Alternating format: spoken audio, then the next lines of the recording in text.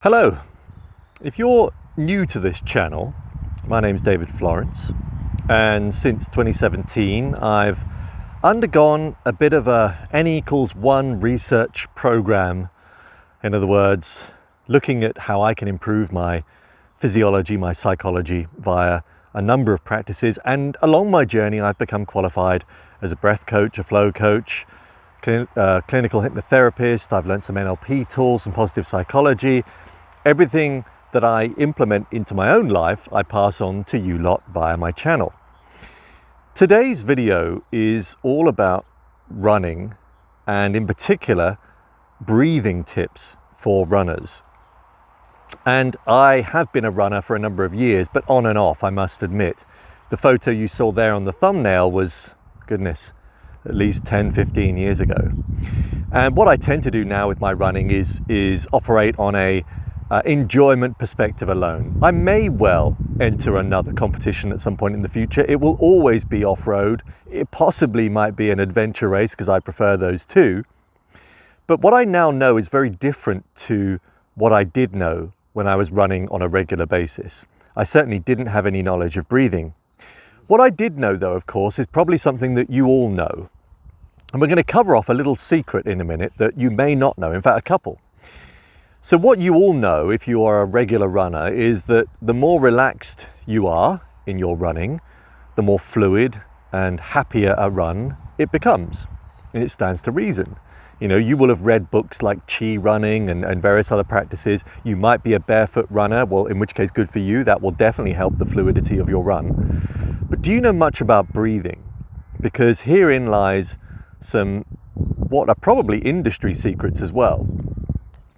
But before we get to that, the one thing that I know hands down always works for me, and something I do before every single run, is a power breath.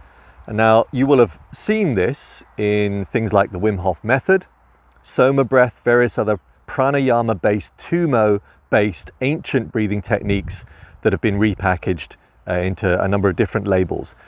This type of breathing is very much a sympathetic nervous system breathwork practice.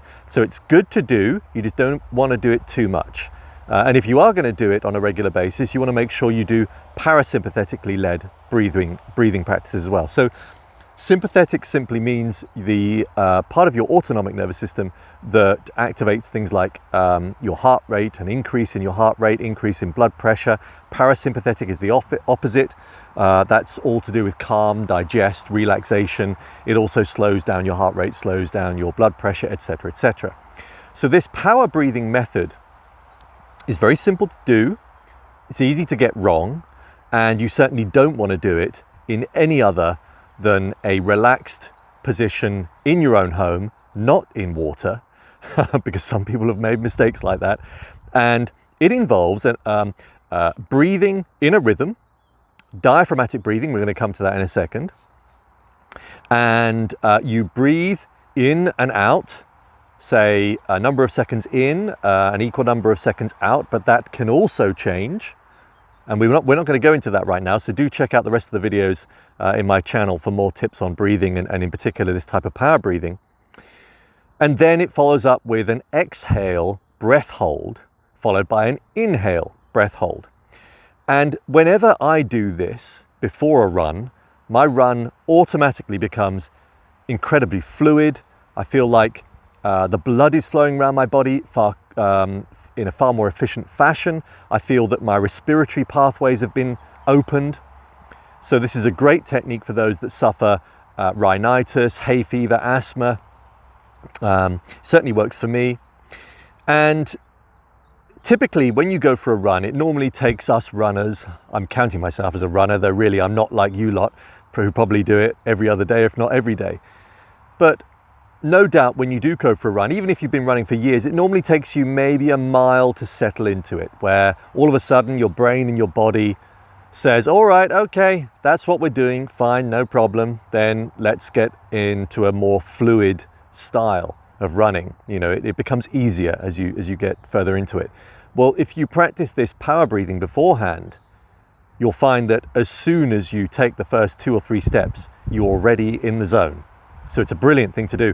I haven't ever done it before a race or a competition, I will do that, and I highly recommend that everybody does that. In fact, you'll find that things like race nerves will have improved, anxiety will have improved a little bit. You'll feel fully in the zone, ready to go. Just time it correctly.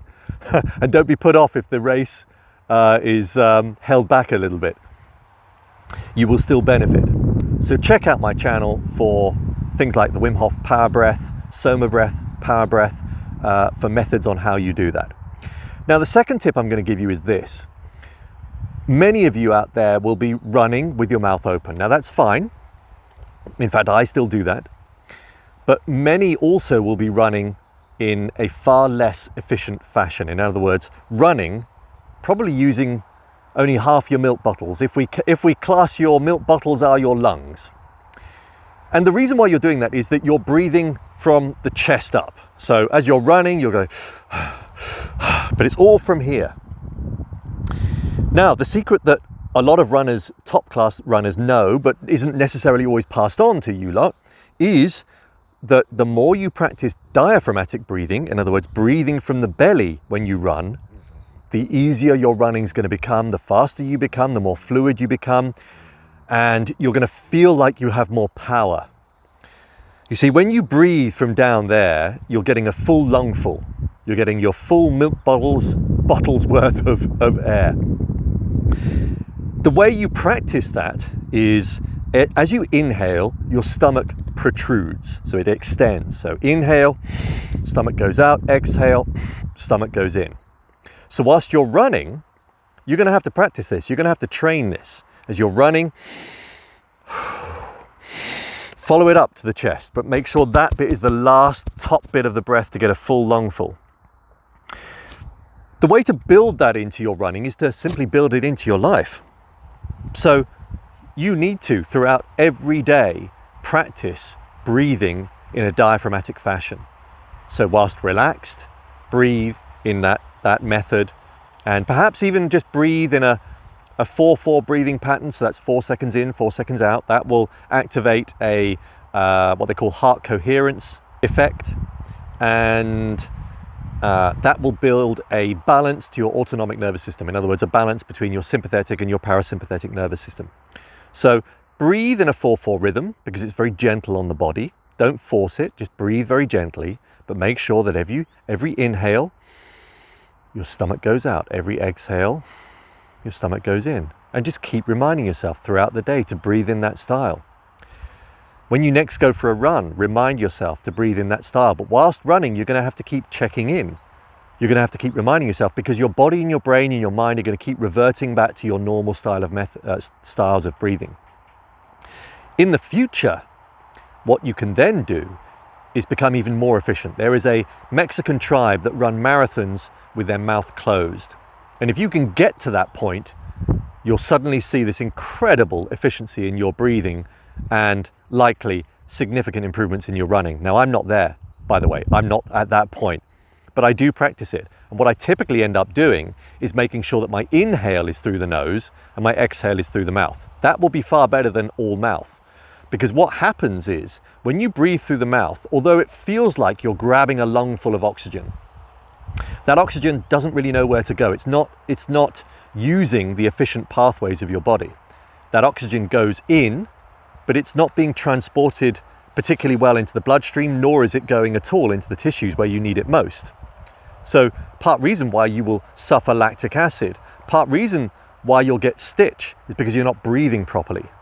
So even if during a run, whenever you next get stitch, try immediately breathing. Don't stop, just keep breathing with your diaphragm. Keep breathing, and this will start moving your organs in a different way. And I bet your stitch disappears very quickly. But back to the breathing through the mouth, you'll find that the O2 going in is not being transported throughout the body. As soon as you breathe through the nose, there's a reason why we've got this conch on our face, and that is because it not only cools down, or rather warms up the air, but it also has a filtering effect, obviously, on particles. So especially great for those whom run and then suffer with hay fever. The more you use your nose whilst running on the inhale, the less those symptoms will occur. And of course, by using the nose, as I said, the more O2 gets to enter the bloodstream and gets to your tissues where you need it most. It is very likely the more you practice this, the longer your run will be, the faster your run will be. Now, admittedly, when you start doing some fartlek or just speeding up your runs, interval training, it's going to be harder to breathe through your nose, even on the inhale. But just keep practicing it. But start with that diaphragmatic breathing. That is the key to it all. You'll realize very, very quickly how fluid your run can become, and definitely practice that power breathing before the start of your run. It has amazing benefits. Anyway, I hope you enjoyed the video and found it useful. Evolution of Dave signing off. Thanks for watching. Bye for now.